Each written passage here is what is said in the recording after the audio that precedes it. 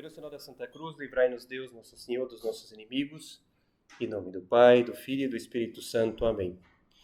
Meu Senhor e meu Deus, creio firmemente que estás aqui, que me vês, que me ouves.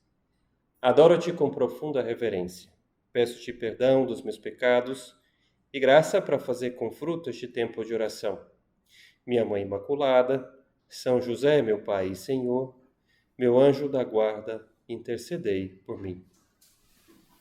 Talvez um dos emojis mais conhecidos é aquele que mostra uma pessoa como que um grito assim com a mão, né, quando está desesperada, né? Talvez tenhamos já usado algumas vezes esse emoji, né? Ele representa uma obra de arte, né, do Edvard Munch, ou mais ou menos assim, não sei como se pronuncia, e chama O Grito. Né? Gosto dessa imagem porque de fato é bem expressiva, né? À toa que escolheram para ser o tema de um emoji que experimenta uma pessoa que está desesperada, né? Alguma coisa que aconteceu, né? E intranquila. Né? E com certeza, né? Não queremos usar muito esse emoji na nossa vida, porque não queremos passar desse modo. Né? Desejamos a paz. É o tema da nossa meditação. Desejamos essa tranquilidade para poder decidir bem as coisas. Mas, ao mesmo tempo, há uma pressão do mundo, das coisas, que fazem com que não tenhamos essa paz tão desejada. Né? Então, como conquistar essa paz?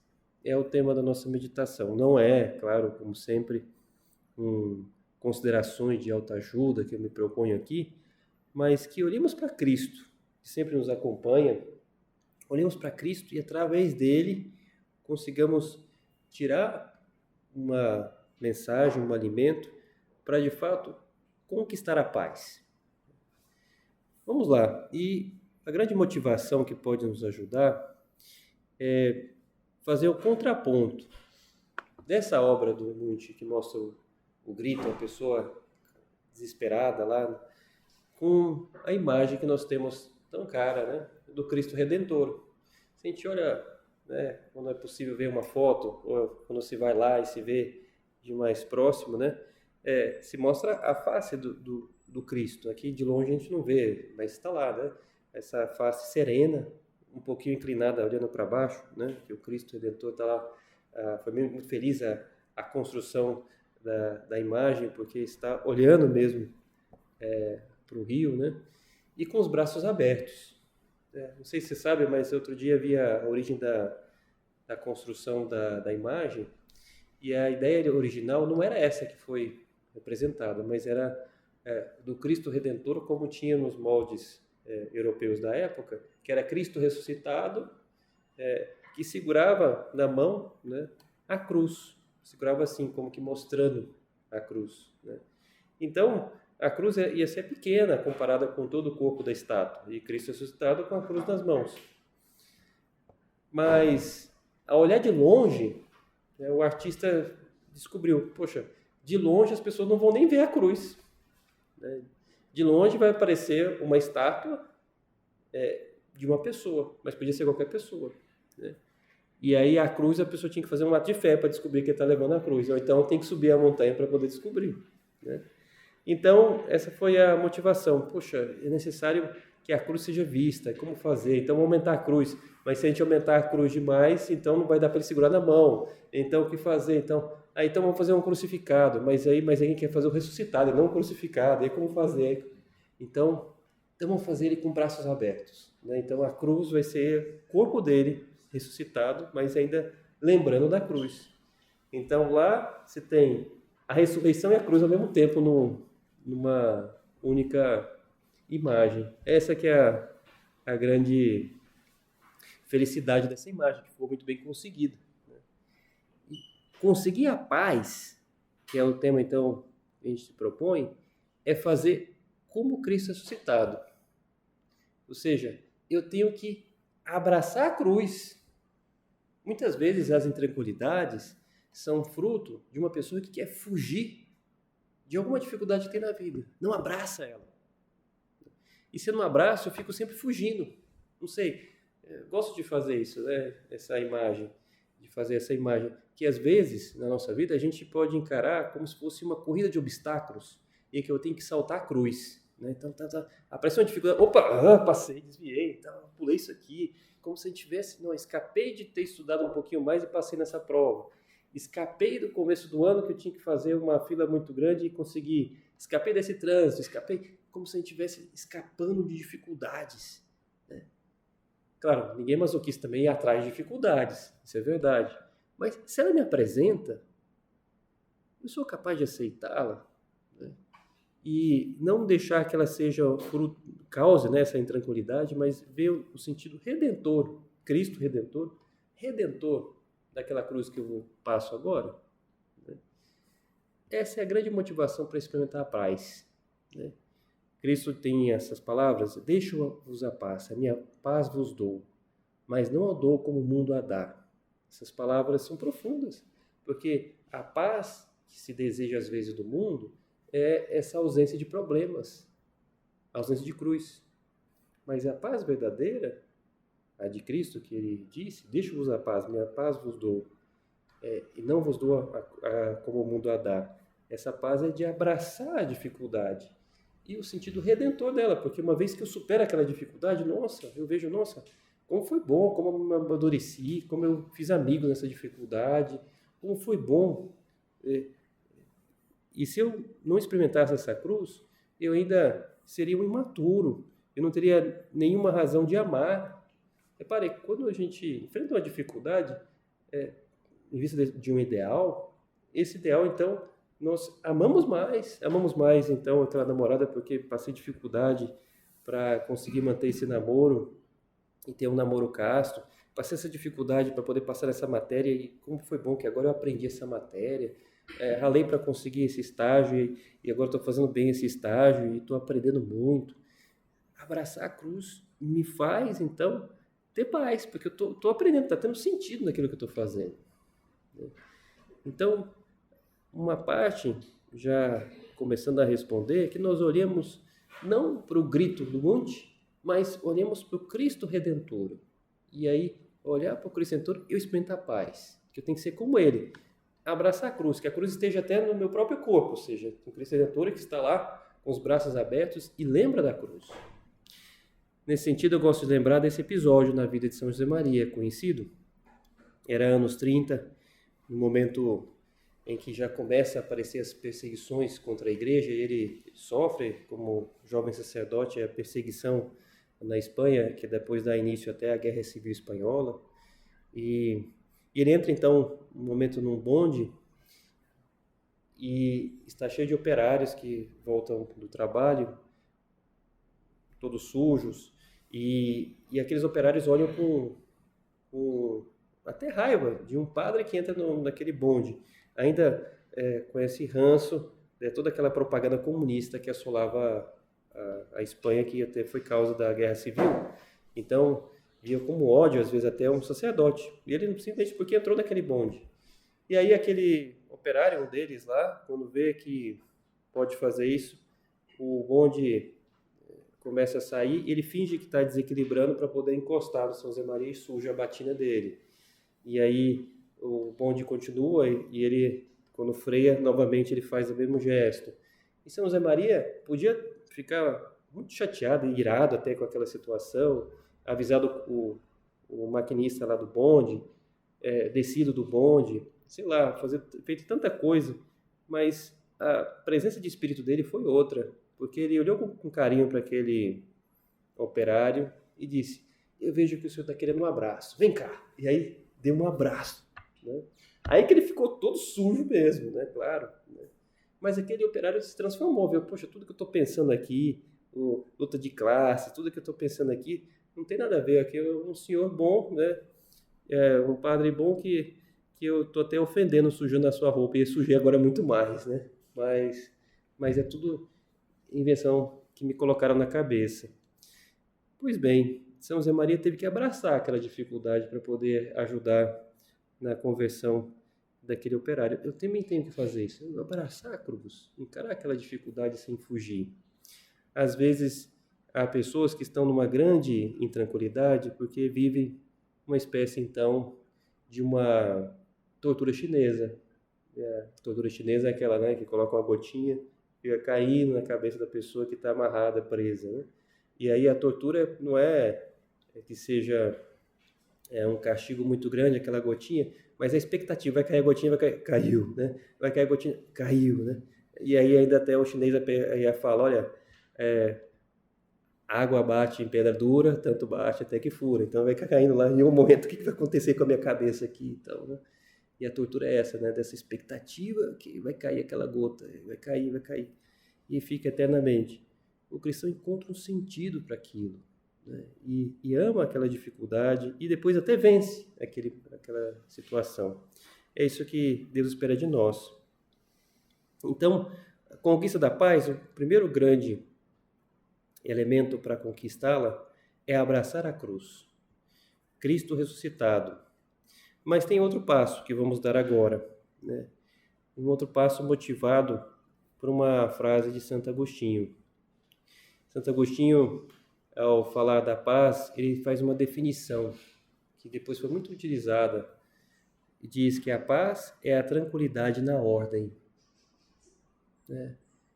Interessante essa frase e nos ajuda agora, porque a gente pode ver o oposto, olhar para o oposto. Já que ele diz que a paz é a tranquilidade na ordem, o que muitas vezes traz a intranquilidade e a falta de paz, né?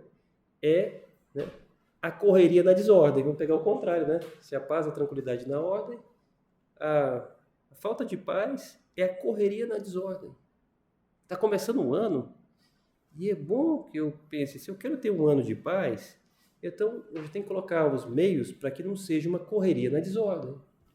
Deixando de programar melhor o meu ano, sei lá, para quem vai fazer o próximo semestre na universidade, deixa eu programar meu ano, tá certo, né? Ainda tenho muito tempo de férias, né?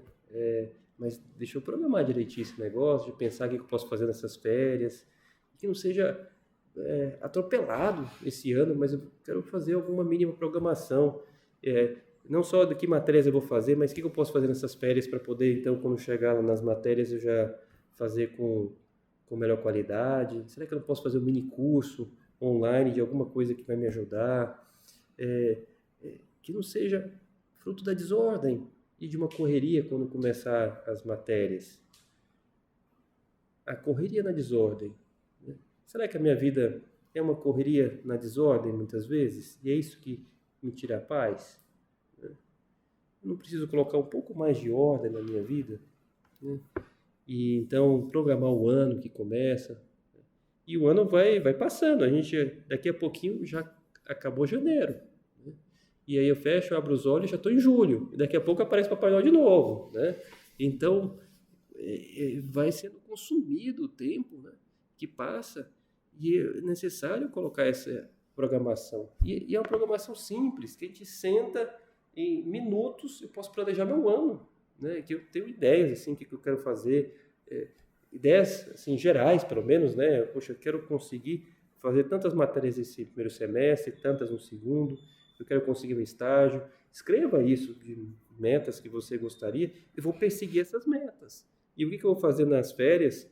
E aí já descansei, mas agora eu posso fazer alguma coisa, deixa eu aproveitar, até para minha própria carreira profissional, deixa eu aproveitar alguma coisa e aproveitar esse tempo e vou atrás, então, de ter essa ordem. E se não tenho essa ordem, de fato, aparecem os imprevistos, as coisas que vão me levando, então, e aí sim vai faltar paz, porque não é eu que tenho as rédeas da minha vida, mas as situações é que vão me governando e eu, na verdade, sou um escravo. Não será que eu preciso, então, colocar mais ordem na minha vida e assim vou experimentar essa paz? Né? Um fruto da ordem importante, né, é, de fato, essa paz. A paz de saber que eu estou no caminho, estou construindo, não consegui ainda, mas vou aos poucos. Essa programação simples, não é uma super detalhista programação, mas algo que vai me ajudar nessa tranquilidade, saber que eu estou no bom caminho. E era correria, que é o segundo aspecto. A correria de fazer as coisas com pressa. que é quase que consequência de uma desordem, porque quando há uma desordem, as coisas acabam sendo feitas em correria, porque já perdeu o prazo, já tem que fazer super rápido, né? Uma consequência da desordem. A correria também não leva a tomar decisões que depois nos arrependemos. A correria de uma ansiedade para terminar uma coisa muito rápido, e aí depois nos questionamos, mas por que eu queria fazer rápido? Porque eu queria terminar para quê? Porque eu queria ficar livre, mas você quer ficar livre para fazer o quê? Eu estou de férias, né? Talvez é melhor, fazer devagar, para poder assim fazer bem feita a coisa. Ou terminar de tirar aquela tarefa de cima do ombro para depois não fazer nada. Talvez seria melhor continuar fazendo e fazendo com amor aquilo que eu estou realizando, sem uma correria, uma ansiedade de terminar. Por que eu vou fazer depois? E essa intranquilidade, essa ansiedade nos domina. É bom, né, que a gente tem esse desejo de ter essa tranquilidade na ordem. Conseguiremos também essa tranquilidade quando vivemos muito bem o presente. Uma ideia que é consequência dessa do Santo Agostinho é viver muito bem o presente. Muitas vezes nos consome com muita intranquilidade, nos tira a paz, imaginar o futuro. Mas o futuro eu gostaria de ter, então, finalmente, esse trabalho profissional já bem colocado, e eu gostaria de então terminar logo o meu curso, e a gente fica sempre no futuro, e não fica no presente. Ou eu fico no passado, lembrando, puxa, aquelas quedas que eu me arrependo, aquele namoro que eu terminei, por que eu terminei, né? Aquele namoro, e agora eu vejo lá a minha ex-namorada quase se casando, podia estar me casando com ela, né, e tal, e vem aquelas imaginações, né, e tal, né, por que eu fiz isso e tal, né, e foi eu que terminei, né, e tal, né. O cúmulo do arrependimento, que me falaram outro dia, que é comprar presente caro, a prestação de namoro que acabou, né, e aí então, aí vai lá todo mês a prestação do presente que eu comprei, e eu não tenho nem namorada mais, né? Dá vontade de pedir o presente de volta, né? Mas você deu o presente, acabou, já era, cara. Então, né? E aí fica aquele arrependimento. Putz, por que eu comprei esse presente caro, né? Pois é, né? Então, pingando lá, né? Toda hora a fatura do cartão, né? Por que eu fiz isso? Pois bem, viver o presente. Tudo bem, você fez a porrada lá do passado, né? Eu tiro como experiência. No próximo namoro, vai ser uma lembrancinha de nada, não vai ser um presente caro, não, vou ficar no prejuízo, né? O carinho vai ser a companhia, não vai ser, não vou comprar o namoro com dinheiro, né? Mas eu tiro a experiência e eu vivo o presente. Aquilo que eu tenho aqui agora é o que Deus espera de mim, né? Esse presente, né? Não o futuro quando começarem as aulas, não agora que eu posso fazer um mini curso, agora que eu posso aproveitar esse tempo para curtir meus pais também, fazer alguma coisa com eles. Agora. Não espere o futuro que eu vou ser feliz quando eu terminar minha profissão, quando eu me formar, então assim vou ser feliz. Não, agora. Né? Porque lá, quando a gente chegar à formatura, vai ter outros sonhos. Né? Então é quando eu tiver a especialidade, é quando eu conseguir então trabalhar naquela empresa, aí vai ser outros desafios. Então, a pessoa que vive o agora experimenta uma paz. E assim consegue focar muito bem nesse presente e aí consegue construir finalmente aquele futuro tão desejado. Né? Não será também que eu experimento essa falta de paz porque eu estou fora do tempo que me espera, que é o presente, e fico demais então no futuro que nem sei se vai se realizar, ou eu fico no passado me lamentando dos meus erros e dando voltas e não consigo construir nada que tenha valor porque fico nessa intranquilidade. Convém que nós olhemos com essa outra perspectiva para assim conseguir experimentar a verdadeira paz. Então, já vimos várias considerações. A primeira delas, revisando, é essa: a paz se constrói olhando para o Cristo ressuscitado, aquele que abraça a cruz e que a cruz faz parte dele mesmo. A cruz também nos dá esse sentido redentor das coisas. Um segundo aspecto, usamos o Santo Agostinho, que diz que a paz é a tranquilidade na ordem. E aí fomos capazes de ver que o medo na correria é o que causa essa intranquilidade e que tem então colocar os meios, né, que é essa correria na desordem, esse medo, né, muitas vezes é o que mais me causa essa intranquilidade, que eu preciso colocar ordem, então, e tirar essa correria, porque o mais importa é fazer bem as coisas, fazer, que me leva então a uma terceira ideia que falávamos também, de fazer o presente, no presente, não ficar no passado se remoendo, porque já não estou no passado, tiro como experiência de algo que eu preciso melhorar e tal, mas eu vivo o presente com essa experiência e nem sequer fico com a cabeça demais no futuro, porque pode ser que tenha tanta coisa ainda por realizar que nem sequer se realize aquilo que eu fico pensando no meu futuro. Que eu seja feliz agora, naquilo que eu tenho, naquilo que é possível realizar, que é o presente. Última ideia, então, já vimos essas três. Última ideia para nos ajudar na nossa meditação. Vamos pegar essa ideia contemplando o Evangelho, vendo como que Jesus nos ensina na paz que tem, naquele momento em que estava com os apóstolos. Se a gente olha lá na vida de Cristo, o que Cristo mais se ocupou? Se ocupou de formar bem os apóstolos. Cristo não escreveu nenhum livro. Os evangelhos são testemunhos daqueles que o conheceram. Os apóstolos, ou discípulos dos apóstolos, foram aqueles que escreveram os evangelhos. Cristo mesmo não escreveu nada, mas ele se preocupou com as pessoas. E aí, especialmente os apóstolos. É bonito ver que quando os apóstolos tinham alguma dúvida, ele pegava, então, tirava a dúvida dos apóstolos, com paciência explicava aquilo que eles tinham de dúvida, explicava as parábolas, formou bem os apóstolos, gastou a maior parte da sua energia, Cristo, para estar com os apóstolos. E desses 12, saiu então toda a mensagem do cristianismo.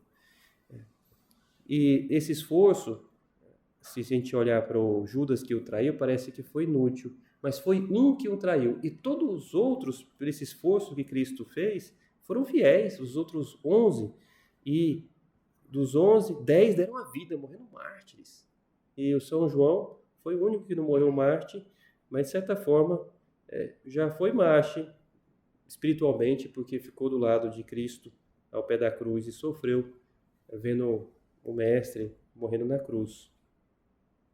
Conto isso porque, se a gente olha, Cristo estava preocupado com os apóstolos e os formava.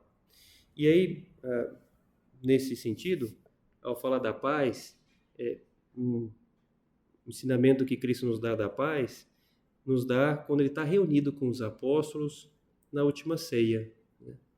E aí o que disse, né, Jesus? Não se perturbe o meu coração, não se perturbe o vosso coração.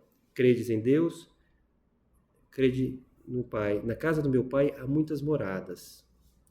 As palavras bonitas de Jesus na última ceia, quando ele está formando os apóstolos, esse contexto que eu acabei de falar, quando está preocupado, então, de ajudá-los. E aí a última coisa, assim, que Jesus faz é reunir esses apóstolos e dar essa mensagem de paz para eles. Não se perturbe o vosso coração. Credes em Deus, crede também em mim. Na casa de meu Pai há muitas moradas. Não for assim, eu vos teria dito, pois vou preparar-vos um lugar. Depois de ir e vos preparar um lugar, voltarei e tomar-vos-ei comigo, para que onde eu estou, também vós estejais. Cristo fala do céu. Fala do céu, diz que há muitas moradas, ou seja, o céu que agrada a todos os corações. E diz, não se perturbe o vosso coração. Crede em Deus, crede também em mim. Quase que está ensinando os apóstolos, e agora nós temos a chance de ser como mais um desses apóstolos e receber essa informação preciosa de Cristo. Credes em Deus, crede também em mim.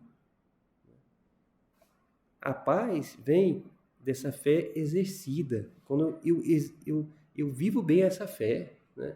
Que Deus é meu Pai, não vai permitir que me venha algo que eu não consiga carregar, um peso maior. Se me permitiu alguma dificuldade, já antes me deu a graça de suportar, e já me deu todos os meios, e esses meios são mais do que suficientes se eu abraço esses meios, e vai ser por bem essas dificuldades.